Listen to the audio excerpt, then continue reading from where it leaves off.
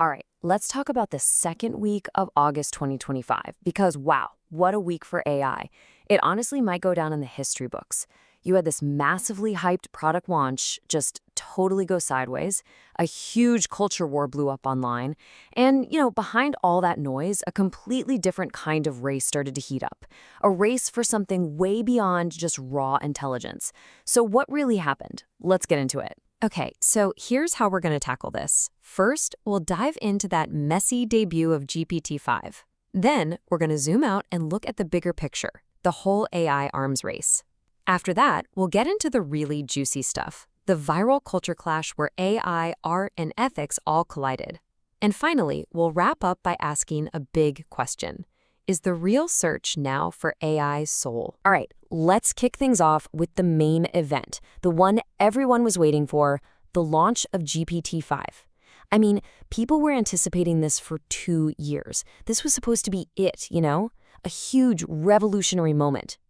But it ended up being, well, more of a flawed spectacle than anything else. And the promises they made, they were just astronomical. Picture this. A packed auditorium, everyone's on the edge of their seat, and OpenAI CEO Sam Altman gets up there and says GPT-5 is like having a legitimate PhD-level expert in anything, any area you need on demand. I mean, seriously, you just can't get the hype any higher than that. But then launch day happened, and the reality was, well, kind of clumsy. That whole PhD expert promise, it got totally undermined by what Altman himself, in his own words, called a mega chart screw-up. Plus, a key router field, which made the model feel, and I'm quoting here, way dumber than it was supposed to. And all these cool new features they were rolling out, like agentic coding, which is this wild idea where the AI basically becomes its own autonomous programmer, all of that just got lost in the noise of all these fumbles. And this mega chart screw-up, it became a meme almost instantly. I mean, look at this. This chart was supposed to be the big reveal, the thing that proved GPT-5 was superior, but it was a complete visual disaster. The bar for 52.8% is almost twice as tall as the bar for 69.1%. It's just wrong. The internet immediately dubbed it a chart crime, and right away, the launch's credibility took a massive hit. And then came the user backlash. And it was fast. A lot of people, especially creatives, started saying that GPT-5 just felt colder, more rigid than the old model. The outcry got so loud, so fast, that OpenAI actually had to do a complete 180 and bring back the older, more beloved GPT-4o. It's like Sam Altman himself admitted they for sure underestimated how much the vibe of the AI actually mattered to people. So, OpenAI's stumble wasn't just some internal embarrassing moment. No, it was like a flare going up for everyone to see. It sent a clear signal to the entire industry. The AI arms race is more fierce than ever. And that gap between the big players, it's closing. And it's closing fast. And you don't even have to guess. The data really shows just how fragile OpenAI's lead is right now.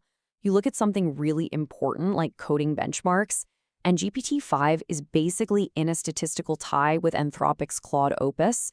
And when you look at what people are actually saying, the user sentiment, it's clear that for certain things like coding or creative writing, people actually prefer the competitors.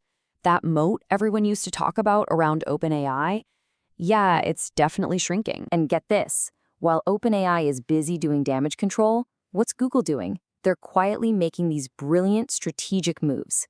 It's like a two-pronged attack. On one hand, they stick a powerful AI assistant right into Google Finance, which is a huge play for the financial research world.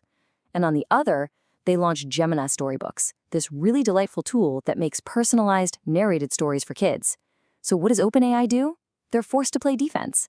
They release these open-weight models. Basically, they open-sourced some of their tech to try and keep developers in their corner. And if you want a perfect example of just how unpredictable this whole race is, look no further than the first ever AI chess tournament.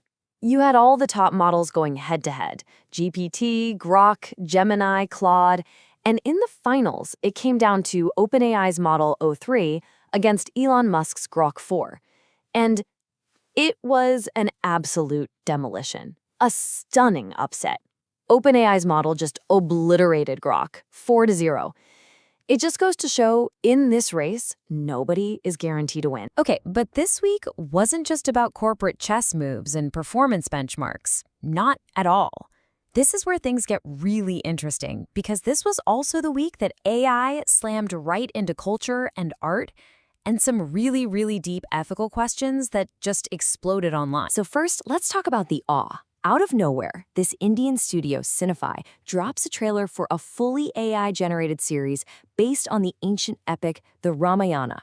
And the visuals, they were just breathtaking. People were calling it next-level VFX, a tech-powered cultural revolution. It was proof that AI could create genuinely stunning art. But of course, it also kicked off this huge debate. Can a piece of technology, no matter how good, ever truly capture the soul of a culture? But for all that awe, there was an equal and opposite amount of alarm. Just contrast that creative beauty with this single number, 72.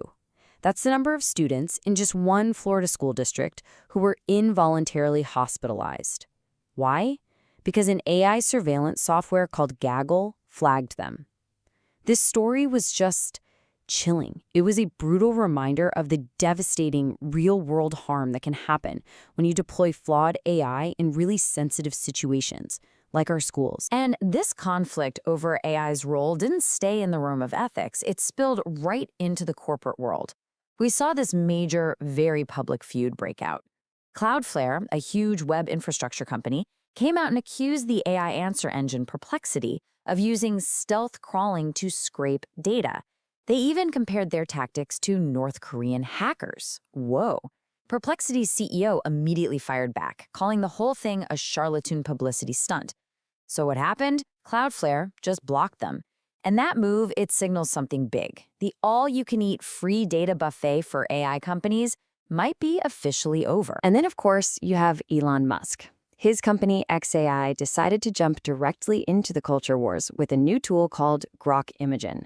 It's an image generator with a so-called spicy mode that, well, it explicitly allows you to create not-safe-for-work content. As you can imagine, this sparked immediate outrage. People pointed to its obvious biases and its huge potential for creating harmful deepfakes. It just threw this massive ideological divide in the AI community, the one about safety and moderation, right into the spotlight. So, after all that chaos, you've got the botched launch, the crazy competition, the cultural explosions. What are we left with? What's the big takeaway here? I think what we're seeing is this really fundamental shift in what we even want from AI. It's not just about raw intelligence anymore. This is leading to a search for something more. And that brings us to the single biggest question that this whole week raised.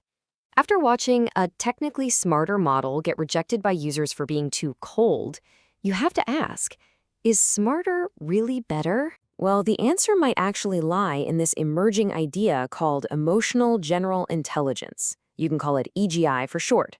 Now, this has nothing to do with solving complex math problems or coding. This is all about creating AI that can pick up on, understand, and even replicate all those subtle emotional cues in how we talk and interact. And guess who's chasing this? Meta. They just spent $1 billion to acquire a startup called Waveforms that specializes in exactly this. And that right there, that brings us to the most important lesson from this wild week. That backlash against a cold GPT-5 and Meta's huge $1 billion bet on emotional AI, those are not separate stories. They're two sides of the very same coin. It tells us that the new AI race isn't just about IQ anymore, it's about EQ. The search for a soul in the machine, it's officially on.